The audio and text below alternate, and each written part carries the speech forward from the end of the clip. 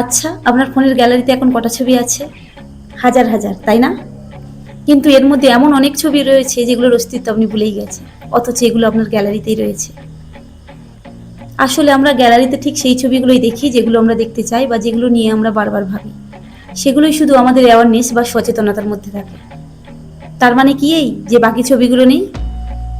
না, সেগুলোও আছে, কিন্তু আপনার মনোযোগ সেখানে নেই বলে আপনার কাছে সেগুলোর কোনো গুরুত্বই নেই।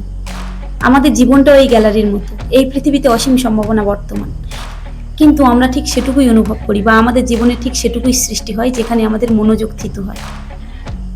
আপনি যখন কোনো ইচ্ছাকে বারবার রিপিটেশনের মাধ্যমে নিজের ভেতরে গেঁথে নেন, তখন আপনার পুরো ফোকাস বা অ্যাওয়ারনেস সেই সম্ভাবনার উপর পড়ে। ঠিক তখন সেই হাজার হাজার ছবির ভিড় থেকে আপনার কাঙ্ক্ষিত অভিজ্ঞতাটি বাস্তবে রূপ নিতে শুরু করে। আপনার জগৎ আপনারই সৃষ্টি, তাই অপ্রয়োজনীয় চিন্তায় নজর না দিয়ে নিজের শক্তির উপর বিশ্বাস রাখুন। আপনি যেদিকে তাকাবেন জীবন সেদিকেই মোড় নেবে।